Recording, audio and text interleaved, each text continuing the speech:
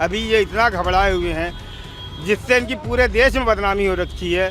मिल्कीपुर का चुनाव आज तक नहीं करा पा रहे और बिना समाजवादी पार्टी के महाराष्ट्र की भी सरकार नहीं बनेगी। किस तरह बीजेपी के ही लोगों ने दंगा किया और अपने ही भारतीय जनता पार्टी जो हिंदुत्व कट्टर हैं उन्हीं की हत्या करवा रहे थे। मतलब इस टाइम योगी सरकार हर मामले में फेल है, ना कहीं विकास कार्य की बात हो, खाली देश में एक बात हिंदू मुसलमान।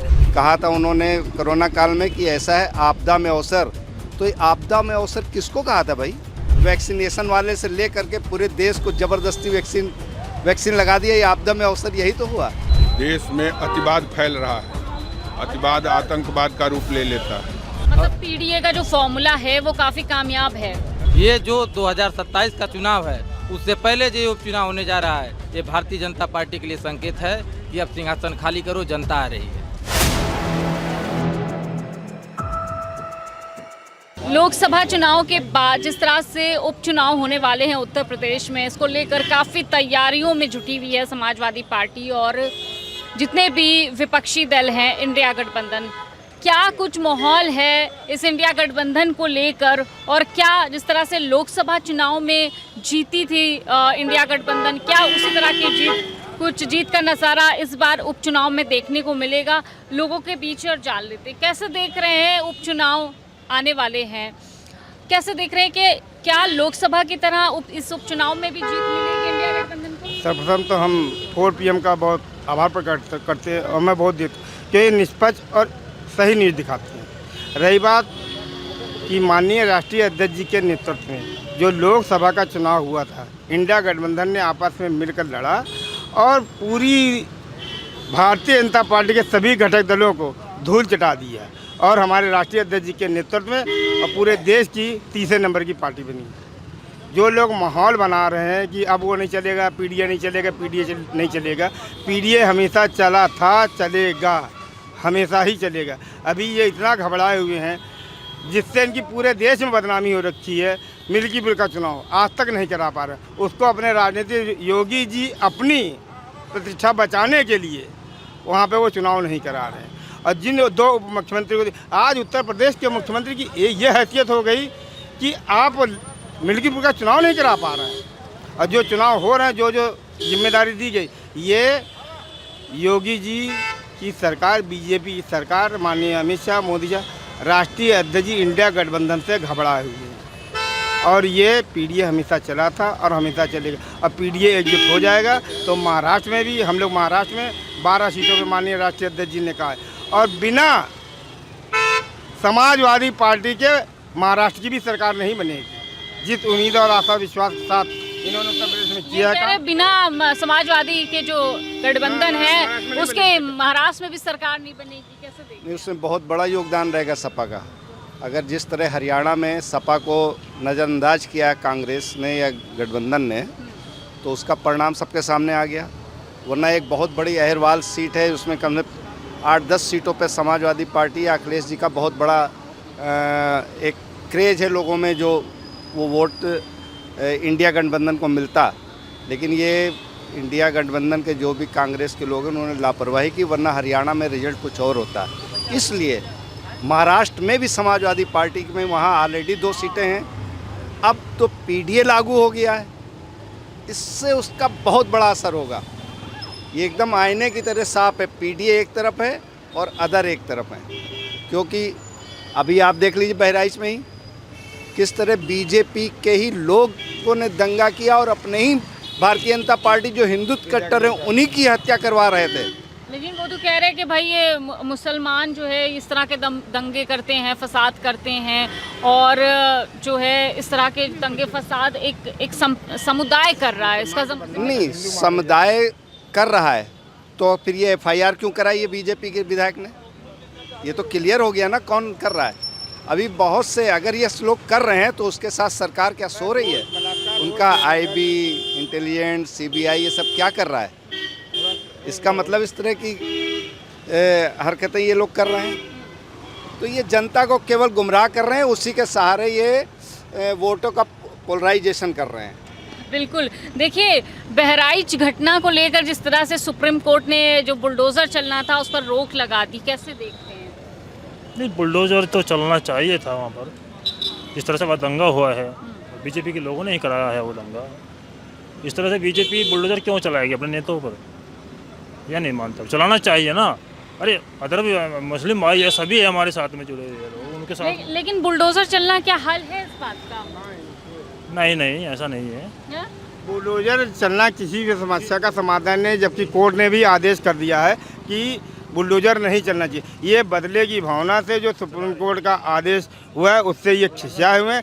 मतलब इस टाइम योगी सरकार हर मामले में फेल है। ना कहीं विकास कार्य की बात हो, खाली देश में एक बात हिंदू मुसलमान, ना कहीं विकास कार्य हो रहा। देखिए पुलिस महिला के साथ बलात्कार हो रहा कानपुर में, जब हमारी सरकार में पुलिस सुरक्षित नहीं है, दरोगा सुरक्षित नहीं, ना कोई सुरक्षित है नहीं। कौन सुरक्षित है?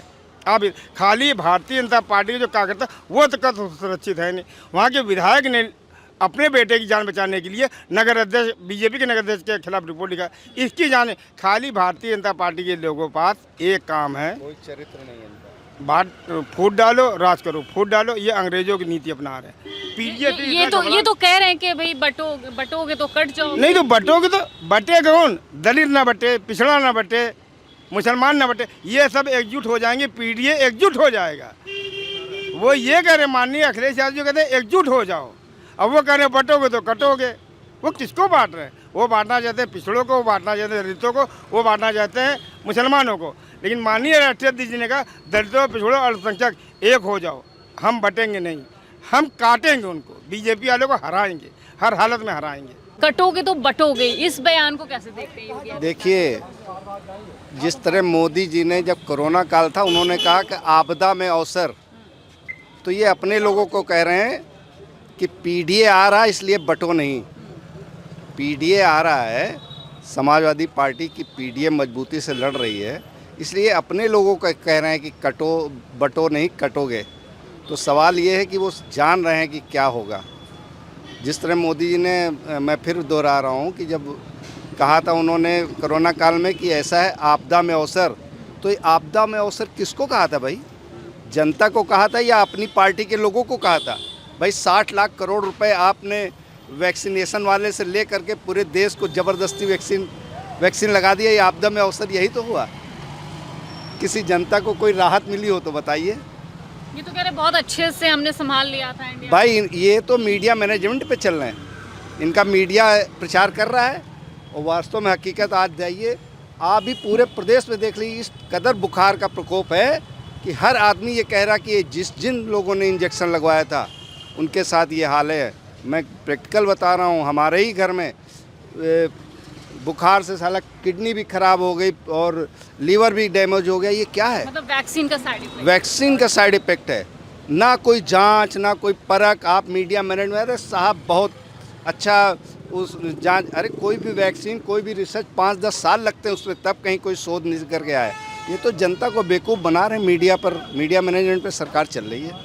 किन मुद्दों के साथ उतर रही समाजवादी पार्टी? शिक्षा, स्वास्थ्य और देश का विकास, सामाजिक विकास, इसके लिए समाजवादी पार्टी चुनाव में आ रही है। देश में अतिवाद फैल रहा है, अतिवाद आतंकवाद का रूप ले लेता है। आपको सामने दिखाई देता होगा, तमाम चैनल्स धार्मिक डिबेट करते हैं जिसमें अतिवाद पर उनका फोकस ज़्यादा है। इस अतिवाद के कारण नौजवान कुंठित होता जा रहा है, उसके पास रोजगार नहीं है, नौकरी नहीं है। तो जब ऐसी स्थिति उनके साथ है तो वो अतिवाद में जा कर के भटक जा रहे हैं और उस भटकाव के रिजल्ट सामने दिखाई दे रहे हैं। भविष्य में और भी गंभीर रूप में आएंगे यदि इस पर सचेत नहीं हुआ गया तो। भारतीय जनता पार्टी एक तरफ कह रही है कि लोकसभा चुनाव में जो रिजल्ट था वो उपचुनाव में कहीं ना कहीं नहीं होगा, क्योंकि भारतीय जनता पार्टी कह रही है हम पूरी तरह से सक्रिय हैं। भारतीय जनता पार्टी को एहसास हो गया है, ये जो 2024 का लोकसभा का चुनाव था, पूरी तरह के जिस तरह से पीडीए का साथ, माननीय राष्ट्रीय अध्यक्ष जी ने जिस तरह से पीडीए का सम्मान किया, और आज ये समाजवादी पार्टी कार्यालय पे साक्य सैनी मौर्य कुशवाहा की मीटिंग थी जो माननीय राष्ट्रीय अध्यक्ष जी ने ली, और आज पूरा मौर्य समाज पूरी तरीके से माननीय अखिलेश यादव जी के साथ है। और खुशी इस बात की है कि हमारे ही समाज के डिप्टी सीएम केशव प्रसाद मौर्य कभी भी इतनी बड़ी संख्या में समाज के लोगों के साथ न मिले होंगे, न उनको सम्मान दिए होंगे, लेकिन माननीय राष्ट्रीय अध्यक्ष जी का दिल इतना बड़ा है, उन्होंने हर जाति धर्म के लोगों को अपनाकर मतलब पीडीए का जो फॉर्मूला है वो काफ़ी कामयाब है। बिल्कुल 100%, और इस बार फिर पीडीए जीतेगा। और हम लोग उपचुनाव में पूरी तरीके से भारतीय जनता पार्टी को हराने जा रहे हैं, और पूरा पीडीए समाज के साथ माननीय अखिलेश यादव जी को, ये जो 2027 का चुनाव है उससे पहले जो उपचुनाव होने जा रहा है, ये भारतीय जनता पार्टी के लिए संकेत है कि अब सिंहासन खाली करो, जनता आ रही है। बिल्कुल, देखिए क्योंकि उपचुनाव भविष्य तय करेगा 27 का, और समाजवादी पार्टी की जो पीडीए जो रणनीति है वो लोगों पर काफ़ी हावी है, क्योंकि सभी धर्म और जाति की बात कर रही है समाजवादी पार्टी, और लोकसभा चुनाव के बाद इसीलिए इसको और भी मजबूती मिली है। फिलहाल क्या होगा उपचुनाव का रिजल्ट, ये तो टाइम ही बताएगा। कैमरा पर्सन सत्यनारायण के साथ मैं हयात अब्बास, PM